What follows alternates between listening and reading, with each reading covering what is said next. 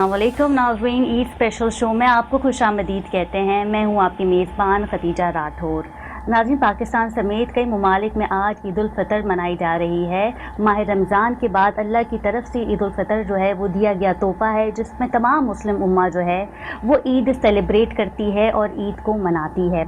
और इसीलिए आज मेट्रो वन की टीम आई है opposition leader Sindh assembly Ali Khurshidi साहब के यहाँ, और जानेंगे कि वो अपनी फैमिली के साथ जो है वो ईद कैसे सेलिब्रेट करते हैं, और जब वो छोटे थे तो कितनी ईदी जमा करते थे, और अब क्योंकि वो बड़े हो चुके हैं तो अब उन्हें कितनी जो है ईदी देनी पड़ती है। इनसे जानेंगे और साथ ही साथ इनके साथ खेलेंगे रैपिड फायर राउंड। सबसे पहले इनको प्रोग्राम में वेलकम करते हैं।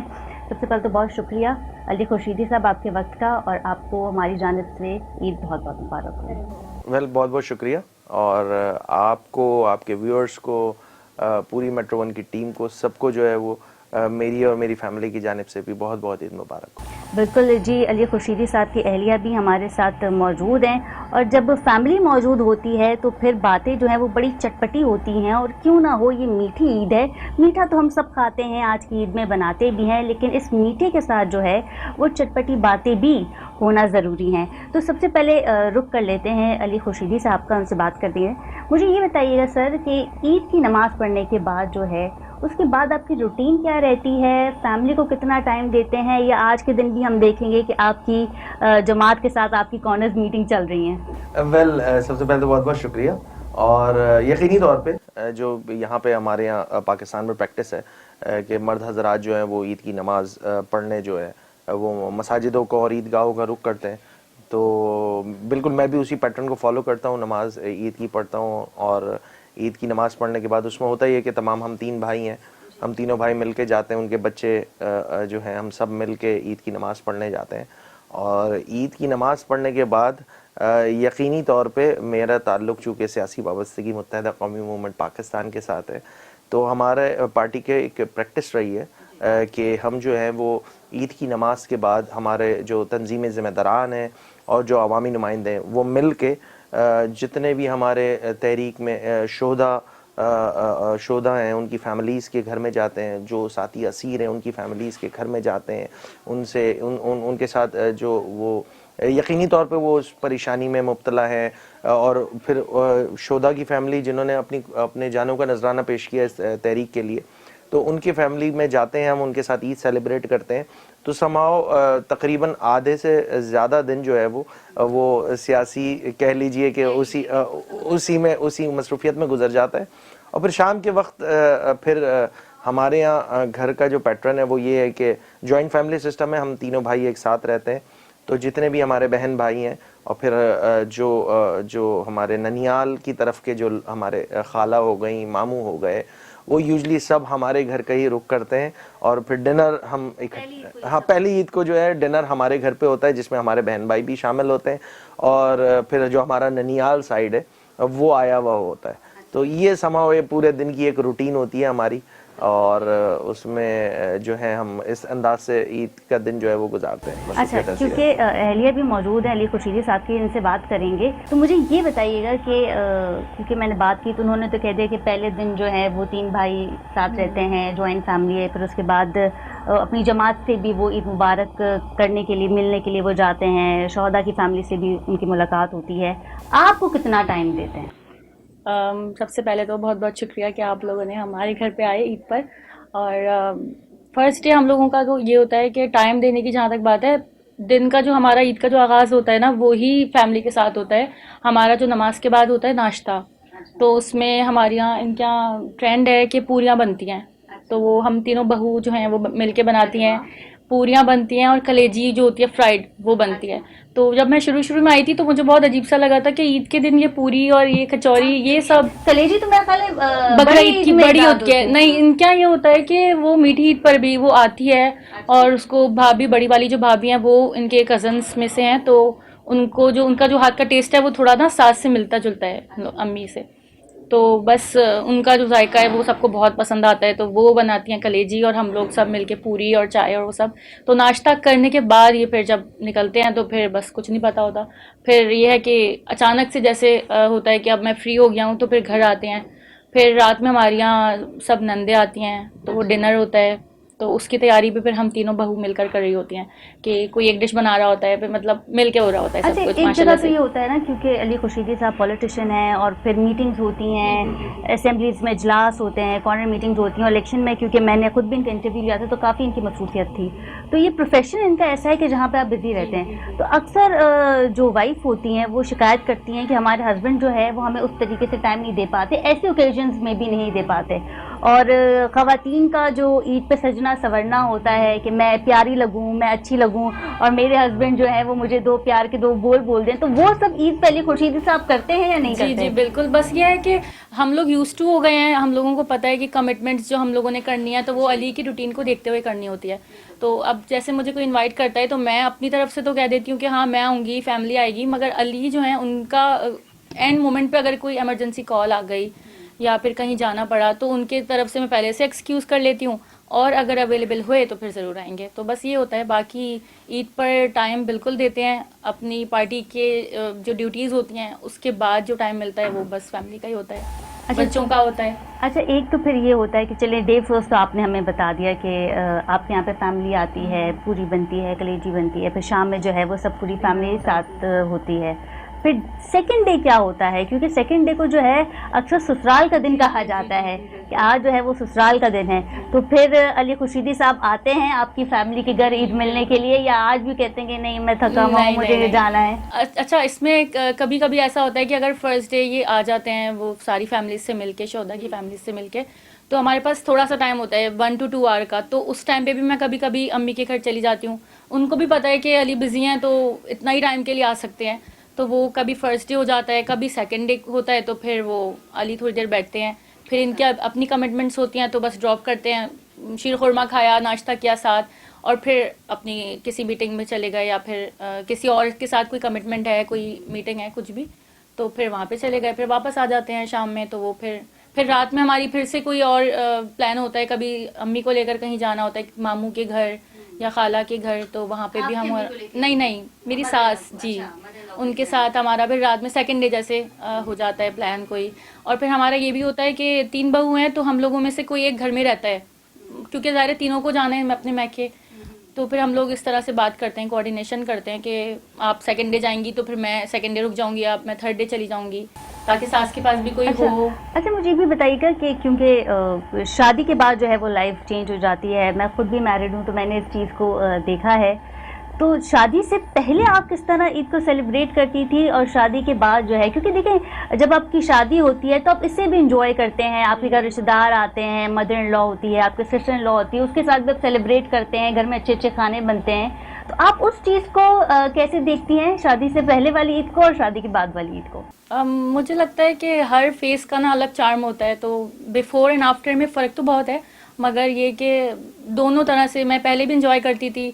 चांद रात पे मेहंदी लगाती थी, मुझे मेहंदी लगाने का बहुत शौक था, अपने नहीं लगाती थी, सबके लगा देती थी, बाकी सबके। और आज आपने मेहंदी क्यों नहीं लगाई है? ये तो हम अली खुर्शीदी साहब से पूछेंगे कि आज आपकी वाइफ ने जो है वो मेहंदी क्यों नहीं लगाई है? मुझे असल में इतनी ज़्यादा ना दूसरों को लगाने के बाद वो ऐसा लगता है कि बस टू मच हो गया अब, तो मुझे लगता है कि थोड़ा सिंपल ज़्यादा अच्छा लगता है मुझे, हर चीज़ सिंपल सी, तो बस कभी कभी वो थोड़ा सा ऐसे करके लगा देती हूँ, टिकिया लगा लेती हूँ अपने, दूसरों के तो बस जो वो बोले डिज़ाइन वो बना देती हूँ, लगा देती हूँ। मतलब आपको मेहंदी लगानी भी आती है? अच्छा, क्योंकि आज ईद का दिन है और मैंने भी मेहंदी नहीं लगाई काम की मसरूफियत की वजह से, लेकिन यहाँ से फ्री होने के बाद जो है वो मैं मेहंदी जो है ज़रूर लगाऊंगी। अली खुर्शीदी साहब का रुख कर लेते हैं। सर मुझे ये बताएं कि आप पॉलिटिशियन हैं और अपोजिशन लीडर भी सिंध असेंबली के आप बन गए हैं, तो लाइफ तो आपकी काफ़ी टफ होती होगी। अगर आप अपनी चाइल्डहुड की बात हमें बताएं, वहाँ पे आप ईद कैसे सेलिब्रेट करते थे अपने पास्ट में, और अब कितना फ़र्क आ चुका है? ज़मीन आसमान का फ़र्क है। एक तो जिम्मेदारियों वाला, एक जब आप वो कहते हैं ना लाइफ के फेजेस होते हैं मुख्तलिफ, जब आप लड़पन में होते हैं या बच्चे होते हैं, छोटे होते हैं, तो उस वक्त चूंकि जिम्मेदारियों का बर्डन नहीं होता आपके पास, खुद जिम्मेदारियां वो इस एज ग्रुप में होते हैं जिसमें आप जिम्मेदारियां खुद ना ले रहे होते हैं, ना आपके ऊपर अलग से आपके ऊपर डाली जा रही होती है। हम जो है मैं चूँकि लोअर मिडिल क्लास और मिडिल क्लास फैमिली से मेरा ताल्लुक़ है, तो हमारा ज़्यादा फोकस वालिदैन का होता है कि बच्चे को अच्छी पढ़ाई कर लीजिए। तो उस फेज़ में जब हम पढ़ रहे होते थे, स्कूल के टाइम पे जब मैं था, या उसके बाद कॉलेज हुआ और फिर यूनिवर्सिटी हुई, तो उस वक्त की ईद मनाना यकीनन वो बड़े उस जमाने में कहते थे कि जी असल ईद तो बच्चों की होती है। बच्चों की होती थी। और जब हम बड़े हुए तो वाकयातन इस चीज़ को रियलाइज़ किया, एंडोर्स किया कि हाँ वाकयातन ईद जो होती है वो यकीनी तौर पे बच्चों की होती है। जब हम छोटे थे तो वो ईदी भी कलेक्ट करना, बहनों से लेना। मैं चूंकि घर में भाइयों में सबसे छोटा हूँ, फिर तो बहुत लाडले होंगे। हाँ एग्जैक्टली ऐसा ही था। और मैं बहनों में मुझसे एक छोटी एक बहन और है। वो हम दोनों में कंपटीशन होता था क्योंकि मेरे और उसमें एज में सिर्फ 1 साल का फर्क था। तो किसने ज्यादा ईदी जमा की है इसका कंपटीशन होता था।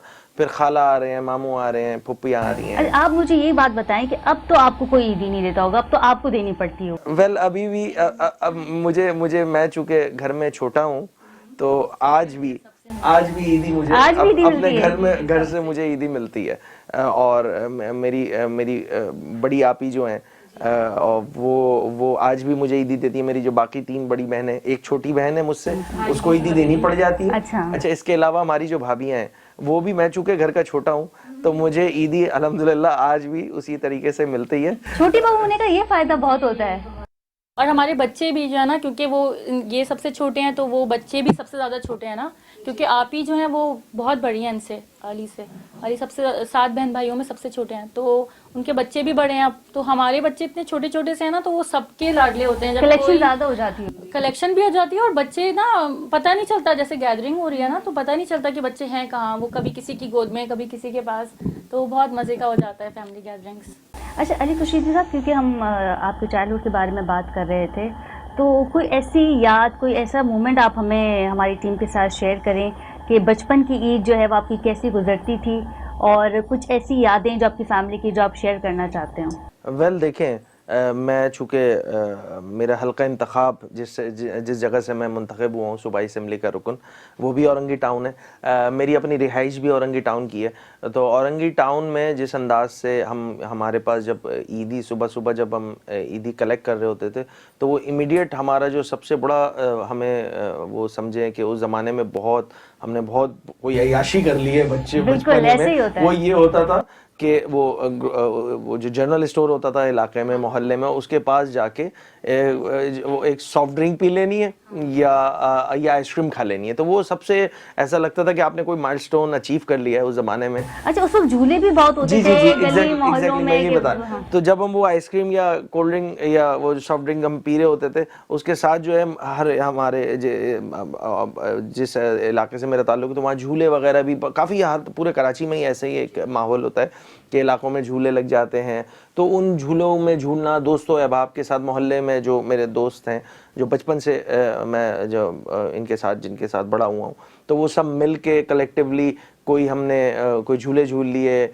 और थोड़ा सा क्रिकेट का क्रेज़ उस ज़माने में होता था, तो नई बॉल ख़रीद लेनी सो डैट कि हम ईद के बाद अच्छे अंदाज से क्रिकेट खेल सकें। तो ये हमारे कुछ टारगेट्स होते थे जो ईद में हमें अचीव करने होते थे, और वो हम बड़े आसानी के साथ बड़े अच्छे अंदाज से कर लेते थे। ईद तो बच्चों की ही होती है और बच्चे जो हैं वो इसे सेलिब्रेट करते हैं। अब क्योंकि हम बच्चों से थोड़ा बड़े हो चुके हैं तो मैं भी अपनी ईद को जो है वो बहुत ज़्यादा याद करती हूँ कि बचपन की जो ईद थी वो वाकई बहुत यादगार होती है। अच्छा अली, माशाल्लाह आज आप बहुत अच्छे लग रहे हैं, ड्रेसिंग भी आपने बहुत अच्छी की है। मुझे ये बताएं, ईद की शॉपिंग आप खुद करते हैं या ये भी बेगम से करवाते हैं?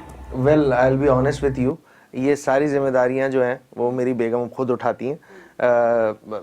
बस वो पीछे लगी हुई होती हैं कि दर्जी को बुलवा लिया, आप खुदारा नाप तो दे दें। अच्छा। तो उस दौरान के जिसमें मैं घर पे होता हूँ अवेलेबल, तो उसमें ये लाइजन करके दर्जी को बुला के नाप वगैरह दे के ये वाली जिम्मेदारियां जो हैं वो मेरी बेगम ही पूरी कर रही है। मतलब हर चीज जो है वो वाइफ करती है। आपको शायद ये पता नहीं होता होगा कि आपको ईद में क्या पहनना है, बस ईद से एक दिन पहले इनको पता होता है कि जी ये नमाज के कपड़े हैं और ये मुझे पहनने। वो भी बेगम प्रेस कर रही है या करवा रही है किसी? नहीं, मैं खुद कर लेती हूँ। और बाकी ये कि शूज़ का इनका सबसे ज़्यादा मसला होता है, क्योंकि ये इनके पास टाइम नहीं होता और इनका साइज़ का शूज़ का बहुत इशू होता है। तो वो तो वैसे सबका ही होता होगा, वो फिटिंग चेक करना और सब कुछ। तो इनके पास टाइम नहीं होता, और फिर समझें कि बस मैं आखिरी दिनों में बोल रही होती हूँ, कभी ऑर्डर कर देती हूँ ऑनलाइन। अच्छा, तो मतलब शूज़ लेने भी आप? शूज़ नहीं, बहुत ये शूज़ लेने में मुझे बहुत तंग करते हैं, मैं बहुत परेशान होती हूँ कि अब ज़ाहिर है शूज़ का नाप मैं खुद से जाके कैसे लूँ। तो कभी ऑनलाइन ऑर्डर भी किया है, वो कभी ख़राब आ जाता है तो वो फिर किसी को साइज कर में भी देते इशू हैं। हो जाता है। जी। तो अली खुर्शीदी साहब ने कहा है कि जो घर हैं वो बेगम संभालेंगी, मैं जो है वो सिर्फ सिंध असेंबली संभालूंगा। नाज़रीन, यहाँ वक्त हुआ एक छोटे से ब्रेक का। ब्रेक के बाद वापस आएंगे और अली खुर्शीदी और उनकी अहलिया के साथ खेलेंगे rapid fire round. So stay with us. नाज़रीन, welcome back from the break. और ब्रेक में जाने से पहले हमने आपको बताया था कि अली खुर्शीदी और उनकी अहलिया के साथ हम खेलने जा रहे हैं रैपिड फायर राउंड। तो इसके कुछ रूल्स हैं जो हम बता देते हैं। अली साहब, आपने जो है वो विद इन अ सेकेंड मुझे जवाब देना है इसका, आपने भी और आपकी एहलिया ने भी। अब आपको तो देखिए हम पकड़ ही लेंगे कि आप तो पॉलिटिशियन हैं, आप तो थोड़ा मीडिया से हमसे भी थोड़ा दूर भागते हैं, लेकिन एहलिया को जो है वो आपकी हम काफ़ी सारा स्पेस देंगे। अगर आपको वक्त चाहिए तो आप वक्त ले सकती हैं, कोई ऐसा मसला नहीं है। ठीक है, तो सर सबसे पहले मुझे ये बताइएगा, आपकी बेगम की कोई ख़ास बात जो आपको बहुत अच्छी लगती है? ओवरऑल माशाल्लाह वो अच्छी तो है ही, लेकिन कोई एक ख़ास बात? मेरी वाइफ की कोई ख़ास बात? सारी बातें ख़ास हैं। नहीं, फिर भी कोई, वैसे तो वाइफ मैंने कहा ना आपकी है ही माशाल्लाह बहुत अच्छी, लेकिन कोई एक ख़ास बात जो आपको? वेल, मैनेज करके चलती है चीज़ों को। मैनेज करके चलती हैं। अच्छा, मुझे ये बताइएगा कि अगर अली खुर्शीदी जो हैं वो पॉलिटिशियन नहीं होते तो फिर किस प्रोफेशन में होते? फिर वो ऑलरेडी इंजीनियर हैं तो इंजीनियर ही वो हो चुके, मतलब थे पहले इंजीनियर, तो इंजीनियर ही होते हैं, ऑब्वियस बात है। अच्छा, घर के काम में बेगम की कभी हेल्प करवाई, और अगर करवाई तो वो क्या चीज़? वेल, मैं कुकिंग में इनकी हेल्प करवाता हूँ। अरे वाह, कुकिंग कर लेते हैं जी आप? जी बिल्कुल, मैं कर लेता हूँ तमाम डिशेस? जी जी। सऊदीया में जब रहते थे शादी से पहले, तो रोटियां और पकौड़े वहाँ पे रमज़ान में ये बना रहे होते थे, अपने पूरे सारे स्टाफ, वो मेंबर्स थे आपके, कोलीग्स थे, सब थे, तो उनके लिए पराठा। अच्छा, तो फिर आपके लिए तो बहुत अच्छा हो जाता होगा कि हस्बैंड जब खाना बनाते हैं तो फिर मजा ही कुछ और होता है। बेगम जो है वो आराम करे, हस्बैंड जो है वो खाना बनाए। वंस इन अ वीक होना चाहिए। अच्छा, इनके साथ ऐसा है कि ये इतनी स्ट्रेस इनकी जॉब में है ना, तो इनके लिए ऐसा लगता है इनको कि थेरेपी हो रही है मेरी। तो मुझे भी अच्छा लगता है कि घर में है तो वो मेरे साथ किचन में हेल्प कर रहे हैं, और इनको कटिंग करने का बहुत शौक है, तो मेरे लिए तो समझे बहुत अच्छा हो जाता है कि कटिंग करने का बहुत बहुत वो भिंडी काट रहे हैं। और अच्छा, मेरी जो सास है उनकी बहुत अच्छी कुकिंग थी, उनकी पूरे खानदान में सब तारीफें अभी तक करते हैं, तो उनकी जो कटिंग है ना वो बहुत अच्छी होती है, वो इतनी बारीक बारीक। अच्छा, मुझे कटिंग करना पर्सनली मुझे बिल्कुल भी मुझे भी नहीं नहीं है, पसंद, बहुत अनोइंग लगता है, लेकिन करना पड़ता है। बहुत अल्लाह ताला का इनाम है, बहुत आपको blessing गिफ्ट है अल्लाह की तरफ से बहुत, ये। माशाल्लाह से, अल्हम्दुलिल्लाह। अच्छा, मुझे ये बताइएगा कि अगर किसी बात पे झगड़ा हो जाए तो मनाता कौन है पहले? दोनों ही की नेचर हम लोगों की ऐसी है कि बस लेट गो कर देते हैं, बस यही होता है। मतलब फिर भी जैसे अनबन तो हो जाती है। ऐसे नहीं बनाते बैठ के, हाँ बाद में ये होता है कि पहल कौन कर लेता है शुरू? पहल कौन शुरू कर लेता है किसी बात? दोनों ही कर लेते हैं हम लोगों में, दोनों में ईगो बिल्कुल भी नहीं है माशाल्लाह से। तो जब इनको लगता है कि ये इन्होंने कुछ गलत किया है तो फिर ये कर लेते हैं। अगर मुझे लगता है कि मैंने कोई गलत बात बोल दी थी जिससे ये अपसेट हो गए तो फिर मैं बोल देती हूँ, और बाकी हमारे एक्शन से भी वो पता चल जाता है कि हाँ भाई सॉरी फील कर रहा है बंदा, तो बस फिर हो जाता है। ठीक है, बेगम का फेवरेट कलर कौन सा है? बेगम का favourite colour royal blue, navy blue, black, red, bright colour जो होते हैं वो पसंद है इनको। अच्छा, अब आप बताइए कि अली से ईदी मिलती है आज भी या नहीं? हाँ मिलती है, बच्चों को भी मिलती है, मुझे भी मिलती है। वो बड़ा वाला नोट निकलता होगा? कभी कभी तो ऐसा होता है कि पहले से प्री बुकिंग करके कोई गिफ्ट आ जाता है। अरे वाह, कि वो ये ईद का गिफ्ट है, तो फिर वो बस वो ईद का गिफ्ट हो जाता है, कोई बड़ा सा मतलब अली बहुत केयरिंग है? बहुत माशाल्लाह से, बहुत अच्छे, मतलब टफ टाइम नहीं देते किसी भी किस्म का, कि कोई भी, मतलब जैसे अगर इनकी रूटीन ऐसी होती है कि खाने में भी कभी बाहर कभी घर में, तो उसमें भी कुछ नहीं होता, नखरे भी बिल्कुल भी नहीं है खाने में। अच्छा, खाने में नखरे बिल्कुल नहीं, बिल्कुल भी नहीं। अक्सर वो होता है ना अली साहब कि अगर फ्रिज से खाना निकला है, गर्म भी नहीं हुआ तो नहीं, वो तो गर्म तो चाहिए, मगर ये कि वैसे कोई मसला नहीं है। जैसे कोई भी वेजिटेबल बन जाए, चिकन बन जाए, चिकन में थोड़ा सा करते हैं, सालन से खा लेते हैं, लेकिन वैसे कुछ भी नखरे नहीं है। वेजिटेबल आप खा लेते हैं? बहुत शौक से। चूज ही नहीं है। अब बात यह है कि अल्लाह की नेमत है, जो रिस्क अल्लाह पाक ने अता किया है, तो उसमें सब्र और शुक्र का फैक्टर होता है बीइंग अ मुस्लिम। दो भाई और भी हैं, उनमें इनकी नेचर बिल्कुल डिफरेंट है। बाकी दोनों जो भाई हैं ना, वो उनको बहुत ज़्यादा है मसले, वो खाने में उनके थोड़ी चूजी हैं कि वो कुछ वेजिटेबल्स नहीं खानी। बिल्कुल मेरे साथ भी यही कि मैं कुछ वेजिटेबल्स अच्छा, नहीं खाती। मैं खुद भी कुछ लेकिन नहीं खाती। मैं ये समझती हूँ कि जो इंसान वेजिटेबल खामोशी से चुपचाप खा लेता है, तो फिर तो मैं यही कहूँगी कि वाकई जन्नती है। मुझे पहले पसंद नहीं था, शादी से पहले वेजिटेबल्स बिल्कुल नहीं, मेरी तो भूख मर जाती थी जब मैं देख लेती थी कोई साग बना हुआ है या कोई मिक्स सब्जी, लेकिन यहाँ पे आने के बाद उन लोगों का जो फ्लेवर है वो मुझे बहुत पसंद आया। बल्कि खाने में टेस्ट है। बिल्कुल मैंने अब इतना अडॉप्ट कर लिया है कि वो जो है ना, अब मैं अपनी रेसिपीज को छोड़ के सास की रेसिपी बना रही होती हूँ उनकी। अच्छा, एक होता है ना कि जब आपकी शादी हो जाती है तो फिर आप इन लॉज में आप इस तरह डल जाते हैं कि आपको उनकी फैमिली रूटीन को फॉलो करना पड़ता है, और एक वाकई बहुत अच्छी बात है एक लड़की के लिए कि वो जितना जल्दी हो सके अपने लॉज की फैमिली को एक्सेप्ट कर ले और उन्हीं के जो है वो रंग में डल जाए। अच्छा अलीसा, मुझे ये बताइएगा कि बेगम की फेवरेट वेकेशन प्लेस कौन सी है, या फेवरेट कोई मूवी का नाम बता दें, ये फिर मैं इनसे पूछूंगी। वेल मूवी तो मैं शायद वो नहीं देखती।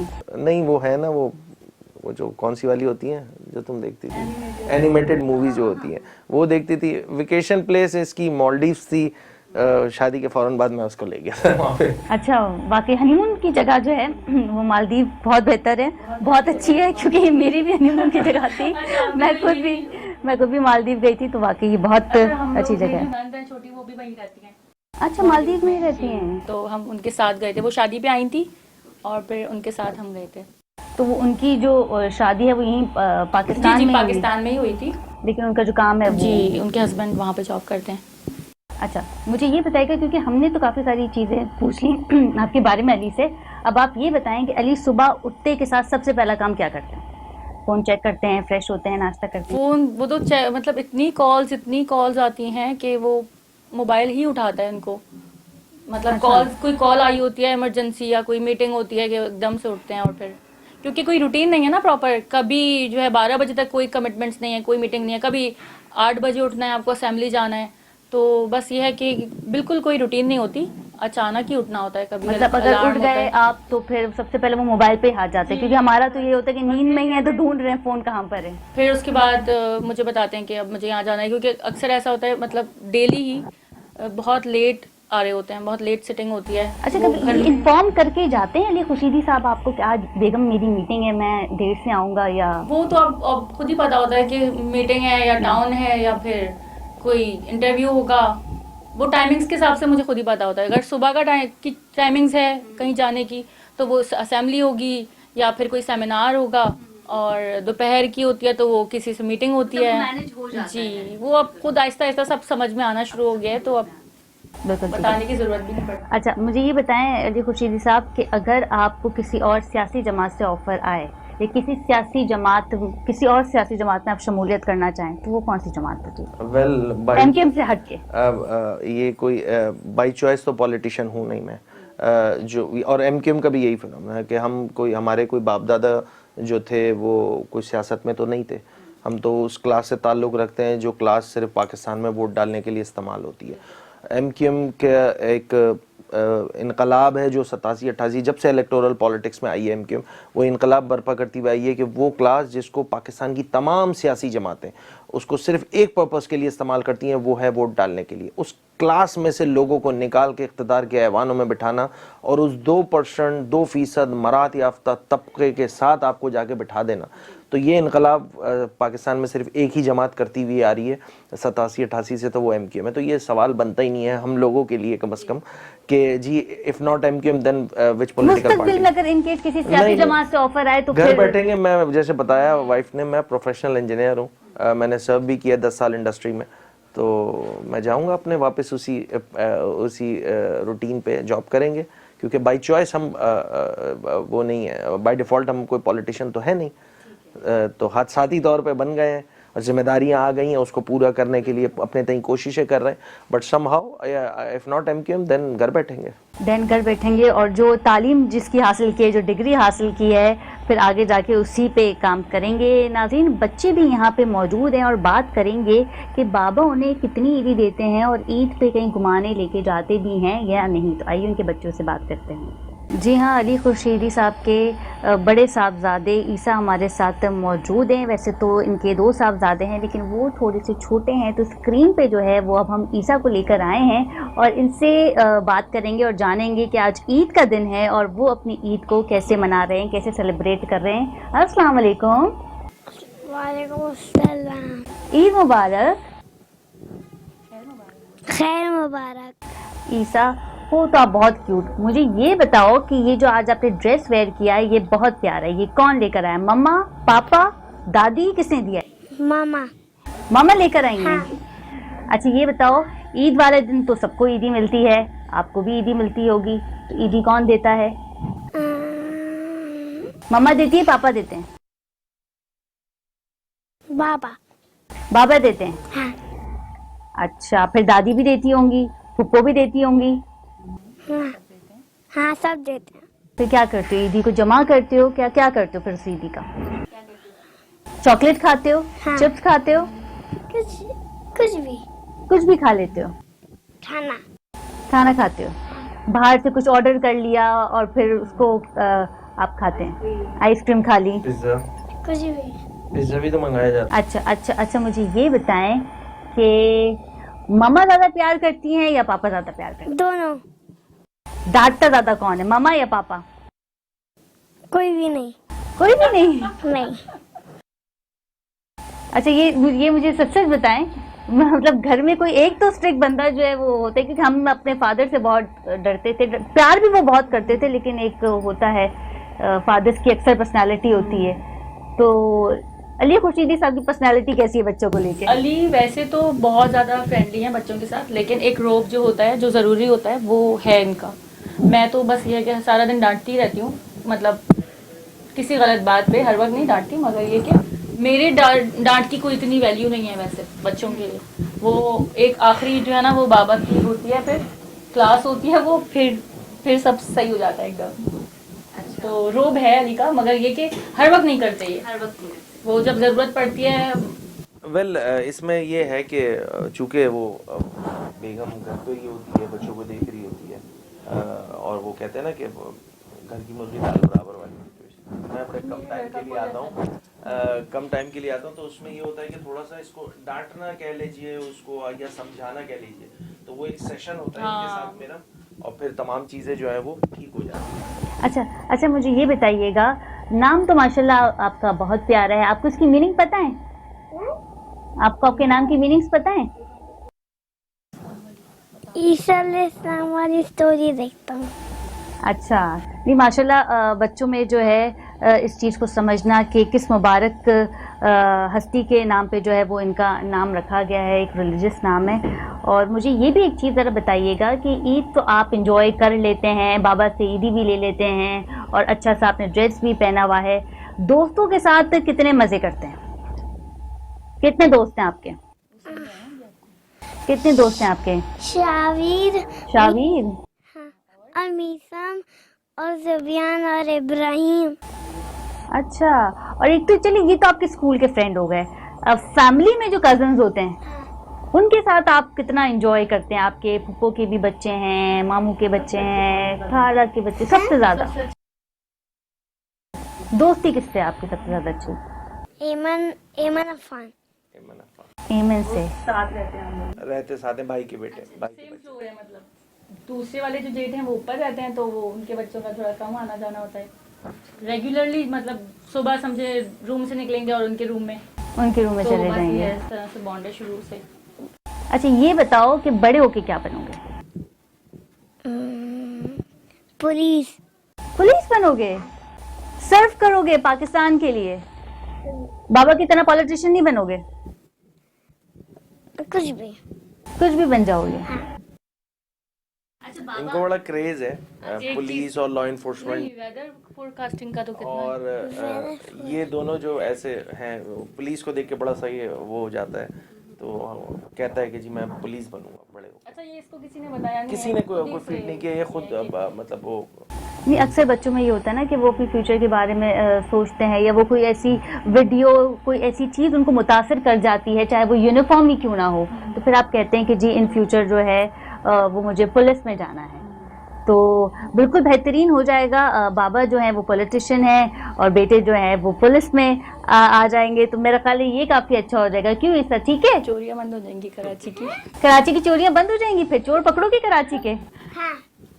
अच्छा चलो, ईद मुबारक कह दो एक दफ़ा, स्क्रीन पे देख के कह दो ईद मुबारक। ईद मुबारक।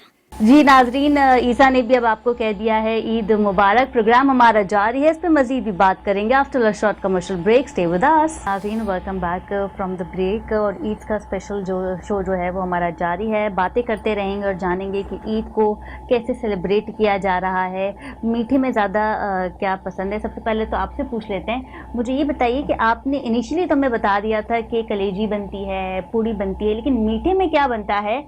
आपको क्या पसंद है? और अली खुर्शीदी साहब जो है वो आपसे क्या फरमाइश करते हैं बनाने की? मीठे में तो इनको कुछ भी नहीं पसंद है, बहुत मुश्किल से मीठा खाते हैं। डाइट कॉन्शियस है?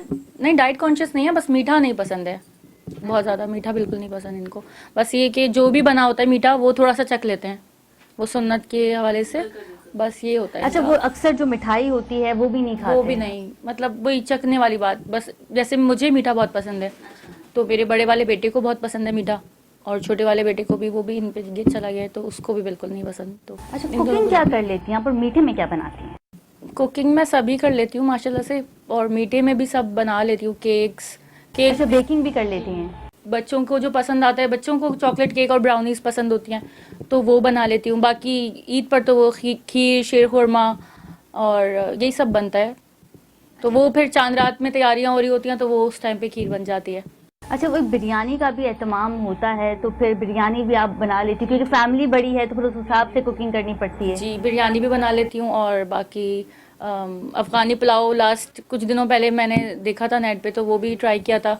आप ही आती हैं, कोई नंद आती हैं, तो वैसे भी रेगुलर बेसिस पे भी हम लोग बनाते रहते हैं, तो वो फिर इतना कोई मुश्किल नहीं लगता। मतलब इतने लोगों में 30-35 लोगों में आराम से मैनेज हो जाता है। अच्छा, मीठे में आपको पसंद क्या? बना तो आप सब लेती हैं, बेकिंग भी आपने कहा आप कर लेती हैं, मीठे में पसंद क्या? सब कुछ पसंद है मुझे मीठे में। मीठा बिल्कुल। गुलाब जामुन खाती हैं? गुलाब जामुन पसंद है, बस चमचम नहीं पसंद मुझे। चमचम नहीं पसंद? चमचम मुझे भी नहीं पसंद। गुलाब जामुन पसंद है, आइसक्रीम, और मतलब मीठे का तो ऐसा लगता है नाम लें और आपका वेट गेन होना शुरू हो जाता है। तो और फिर आज बस तो इसलिए थोड़ा सा, तो आज तो खैर मीठा जो है वो बनता ही है। अली खुर्शीदी साहब का रुख करेंगे। सर, सबसे पहले तो मुझे ये बताइए कि आप मीठा क्यों नहीं खाते? मीठी ईद है, आज तो मीठा बनता है। बस वो चखने की हद तक होता है, मुझे ऐसा कोई शौक नहीं है कि मैं मीठा खाऊं। हाँ, यकीनी तौर पे जब जो फेवरेट खाने होते हैं अगर वो बने हुए हों, जैसे मुझे निहारी बहुत ज़्यादा पसंद है, हलीम बहुत ज़्यादा पसंद है। बाय द वे, हलीम ये बहुत अच्छा बनाती हैं। हाँ, ख़ानदान में जब भी हलीम बनाने का होता है तो वो इनकी जिम्मेदारियाँ इनके ज़िम्मे आ जाती हैं कि ये हलीम बनाएं, तो मैं खानों पे ज़्यादा फोकस कर रहा होता हूँ। अच्छा, देसी फूड आप ज़्यादा खाते हैं? पाए खाते हैं? हाँ जी, बिल्कुल। मैं खाने में मज़े की पूरी दावत की थी, सब आए थे तो पाए बनाए थे, बकरे के पाए थे। और बाकी इनको कोफ्ते बहुत पसंद है अम्मी की रेसिपी से, तो वो भी मैंने सीखे। शुरू मेरी घर की रेसिपी में ना बेसन होता था, लेकिन यहाँ पे सोया होता है उसमें, और सरसों का। शादी के बाद आपने कुकिंग सीखी है? नहीं, मुझे पहले से ही आती थी। मुझे बचपन से मुझे कुकिंग का बहुत शौक था। 3 क्लास में मैंने मुझे याद है 4 क्लास में ईद मिलन पार्टी थी, तो उसमें जो है ना मैंने ट्राइफल कस्टर्ड बनाया था, मैं लेकर गई थी। तो वो ईदी के बाद ना अपने पैसों से, वो एक्साइटमेंट इतनी ज़्यादा होती थी, तो वो केक्स और जेली और वो सब ख़रीद के, रफ़ान की जो बहुत मशहूर थी उस टाइम पे, तो वो कस्टर्ड और वो सब बना के लेकर गई। और जब मैंने टीचर को बताया कि मैंने खुद बनाए, तो उनको यकीन नहीं आया था। और वो मुझे बहुत शौक था, और मुझे आज तक इतना दुख है, मैं सबको बताती थी कि मैंने बनाया है, उनको यकीन क्यों नहीं आ रहा कि मैंने खुद बनाया है कस्टर्ड। तो बचपन से करती हूँ। तो फिर इस हिसाब से तो हम कहेंगे कि अली खुर्शीदी साहब वाकई बहुत लकी हैं, क्योंकि जब एहलिया जो है वो लजीज और अच्छे अच्छे खाने बनाए तो फिर मूड भी जो है वो अच्छा हो जाता है। और कहते हैं ना कि मर्दों का जो रास्ता है वो पेट से होके गुजरता है, तो फिर यहाँ पे तो जो है आप कामयाब हो गई हैं। अली खुर्शीदी साहब, सियासत के हवाले से थोड़ा आपसे जान लेंगे। इससे कबल हमने देखा कि वज़ीर आला के लिए भी आपका नाम जो है वो डिस्कस किया गया MQM की जानिब से, और अब अपोजिशन लीडर की तरफ से भी जो है वो आपका नाम नॉमिनेट किया गया है। कैसे देखते हैं आप इस सिलसिले को? क्योंकि एक असेंबली को रन करना अपोजिशन लीडर की बहुत वैल्यू होती है। फिर उसके बाद हम देखते हैं कि आपको कराची के तमाम मसाइल उनको भी आपको हाईलाइट करना होता है। तो क्या लगता है आपको आने वाले वक्तों में MQM और बीइंग अपोजिशन लीडर आप कहाँ खड़े हैं? वेल, देखें, बुनियादी जो जिम्मेदारियां होती हैं उसको तो पूरे करने में मुझे इसलिए परेशानी नहीं होगी, क्योंकि परेशानी उस वक्त होती है जब सामने हुकूमत जिसके आपने इख्तलाफ करना है इशू पे, वो बड़ी अच्छी उनकी परफॉर्मेंस हो। यहाँ पर 15 सालों से निज़ाम पूरा धर्म भरम कर चुके हैं पाकिस्तान पीपल्स पार्टी की जो सूबाई हुकूमत है। तो हमें कोई एक डिपार्टमेंट उठा लें, कोई एक महकमा उठा लें, कोई एक वजारत उठा लें, यहाँ कोई चीज़ ठीक नहीं है। तो इसलिए हिज़्ब इख्तलाफ में रह के चीज़ों को आइडेंटिफाई करना ये बड़ा आसान काम है। मीडिया का सहारा ले लें तो वहाँ पे एजुकेशन पे आप बीसियों आप लोग की जो है वो चीज़ें आ रही होती हैं। तो इट मीन्स के ये हिज़्ब इख्तलाफ का किरदार अदा करना पीपल्स पार्टी की हुकूमत के ख़िलाफ़, तो ये तो सबसे आसान काम होता है, क्योंकि इन्होंने तय किया हुआ है कि उन्होंने कुछ ठीक नहीं करना। तो यकीनी तौर पे, और उसमें सिर्फ कराची स्पेसिफिक नहीं, हम कराची तक कश्मीर जो भी चाहे वो शहरी सिंध के मसाइल हों, यहाँ पर पानी का मसला है या सीवरेज का मसला है, इंफ्रास्ट्रक्चर ख़राब हो चुका है, अब नई फरीत आ गई है, बढ़ चढ़, वैसे तो पहले भी थी, अब बहुत ज़्यादा इंटेंसिटी आपने देखा रमज़ान में बढ़ गई, 50 से ज़्यादा अमवात हो गई इस शहर में। शहर के बच्चों को साहब आप देखिए रमज़ान में जिस तरह स्ट्रीट क्राइम बढ़ा है, और हमने देखा कि कराची के अवाम को लूटा जा रहा है, स्ट्रीट क्राइम्स में इजाफा हो गया है, तो जो मिडिल क्लास अफराद हैं जिनको आज सैलरी मिली है वो बाइक पे कहीं निकलते हैं तो उन्हें पता नहीं होता कि ये जो अमाउंट उनको आज मिली है वो अपने घर पे खर्च कर पाएंगे या नहीं कर पाएंगे। तो इसका बुनियादी कसूरवार कौन है? वेल देखिए, बड़ी सीधी सी बात है, सूबाई हुकूमत की बुनियादी जिम्मेदारी वजारत दाखिला जिसके मातहत पुलिस है, इसी तरह दीगर लॉ इन्फोर्समेंट एजेंसीज सूबे में है ना मौजूद। आपको लगता है कि कराची के अवाम सिंध पुलिस पे उस तरह से एतबार करती नहीं, है? बिल्कुल भी नहीं है। यहाँ देखिए रमज़ान में क्या हो रहा था, रमज़ान में हो रहा ये था कि कराची की आवाम वैसे ही मुआशी परेशान, जो पूरे पाकिस्तान के आवाम ही परेशान है, कराची की आवाम के साथ एक अनोखा काम ये हो रहा था कि यहाँ पर जो चोर हैं वो और जो पुलिस हैं वो, इन दोनों का मकसद एक था। इन दोनों का मकसद एक कैसे था कि दोनों ने शहरियों को लूटना है। शहरी जो है वो पहले तो वो डाकू चोर से बचे जो स्ट्रीट क्राइम की वारदात करते हैं, उससे अगर बच जाता है, रात के वक्त में बड़ा नॉर्मल प्रैक्टिस रहती है कराची शहर में 11 बजे के बाद कोई शख्स जो है वो बाइक पे अकेला सफ़र नहीं कर सकता, क्योंकि पुलिस ने मुख्तलिफ जगहों पे लॉ एंड ऑर्डर को बेहतर करने के लिए पिकेट्स लगाई हैं, स्नैप चेकिंग के नाम पे लोगों को लूटने का नया धंधा बना लिया है।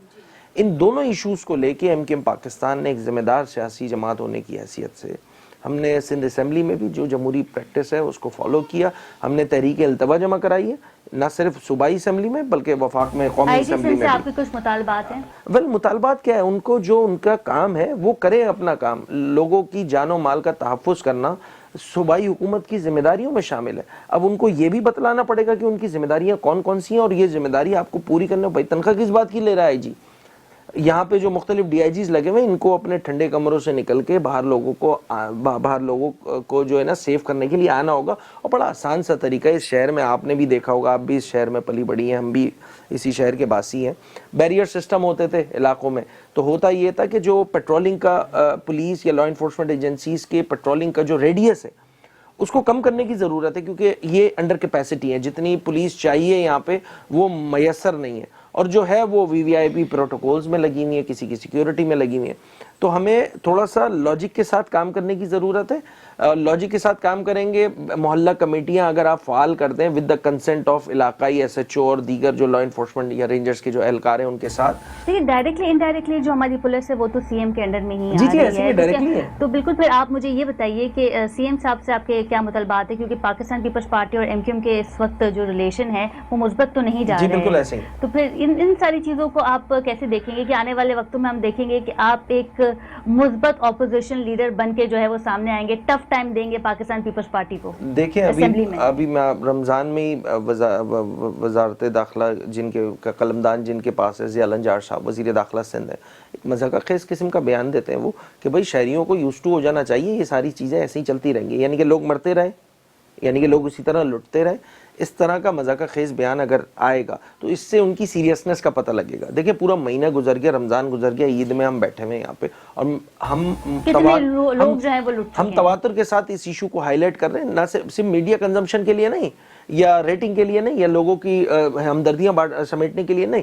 हमने उसका जो लेजिटिमेट तरीका है, कौमी असेंबली सूबाई असेंबली दोनों फोरम पे हमने जो है वो करारदाद जमा करा हुआ है, एडजमेंट मोशन जमा कराई है कि भाई इस पे बैठ के सीरियसनेस के साथ बात की जाए, और हम wholeheartedly Pakistan wholeheartedly भी तैयार है। आप लोग सिंध असेंबली में हैं, आप लोग पार्लियामेंट में हैं, एक छोटा सा सवाल मैं ये करना चाहूंगी, लेकिन जाहिर है हम उसमें डिटेल में से नहीं जाएंगे क्योंकि बहुत सारी चीजें आपको भी पता है, मुझे भी पता है। MQM अपना CM कब ला रही है? वेल, पाकिस्तान का जो सियासी निज़ाम है उसमें जो मौजूदा सिंध में राइज है उसमें जो देखें एक थोड़ा सा उम्मीद की किरण जो है ना वो पैदा हुई। आपने देखा सेंसस में एमक्यूएम जो है वो सीरियसनेस के साथ लगी रही, डेडिकेशन के साथ लगी रही, तो कन्वीनर से लेकर कारकुन तक सारे अपने एफर्ट्स कर रहे थे। तो उसका नतीजा ये बरामद हुआ कि वो आबादी जो अप्रैल 2022 में वफाक पाकिस्तान का जो इदारा है ब्यूरो ऑफ स्टैटिस्टिक जो 1,35,00,000 पे बंद कर रहा था कराची की आबादी, एमक्यूएम खड़ी हुई, एमक्यूएम ने स्टांस लिया और उसका फ़ायदा ये हुआ कि 2,03,00,000 जो है वो नफूस पे कराची की पॉपुलेशन काउंट की गई। कौमी असम्बली की 1, सूबाई असम्बली की 3 हल्के कराची शहर में बढ़े। हम इस 2,03,00,000 पे भी जो है वो मुतमईन नहीं है। हाँ, एक उम्मीद की किरण जागी है। अगले सेंसस में जो कि ड्यू हो जाएंगे 5 साल बाद, टेक्निकली हम कोशिश करेंगे कराची की आबादी जब ठीक काउंट हो जाएगी तो चीजें बड़ी क्लियर हो जाएंगी, फिर वजीर आला भी यहाँ से बनेगा कि सीएम जो है वो एमक्यूएम का बनने जा रहा है, क्योंकि आपका नाम तो नॉमिनेट भी किया गया था इसके लिए। अच्छा, क्योंकि प्रोग्राम का वक्त भी ख़त्म हुआ जाता है तो मैं चाहूँगी मैडम आपसे कि आप ईद के दिन जो है वो हमारी आवाम को पैगाम दें कि वो अपनी ईद किस तरह मनाएं, क्या पैगाम देना चाहती हैं वो चीज़।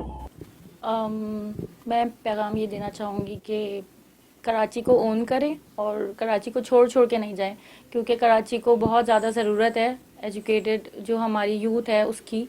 और अली शुरू में बात कहते थे, सऊदीया में जब हम लोग होते थे उस टाइम पे कोई अली का कुछ भी नहीं पता था कि ये पॉलिटिशियन बनेंगे, मगर एक ये बात कहते थे कि आप जो हैं सिर्फ क्रिटिसाइज़ कर रहे हैं बैठकर, अगर आप एजुकेटेड हैं बाहर बैठकर आप सिर्फ क्रिटिसाइज़ कर रहे हैं। आप अगर आपको इतना दर्द है अपने मुल्क के लिए, अपने शहर के लिए, तो आप खुद जाके उस जगह पे जाएं और जाके सब कुछ ठीक करें। तो माशाल्लाह से इनको खुद मौका मिला कि ये आए इस फील्ड में, और अपने हिसाब से नहीं लगती बहुत सारी चीज़ें आपकी। और जैसे लाइफस्टाइल चेंज होता है, कभी कभी लोगों को लग रहा होता है कि लाइफस्टाइल बहुत बूम आ गया है, और हमारा तो यह है कि हम लोग बहुत अच्छे से इस फील्ड में आने के बाद थोड़ा सा नॉर्मलाइज हो गया हमारा। तो ये है कि आप अगर कुर्बानी देंगे अपने मुल्क के लिए तो वो अल्लाह ताला आपको उसका बहुत अच्छा अजर देंगे। बिल्कुल ठीक है।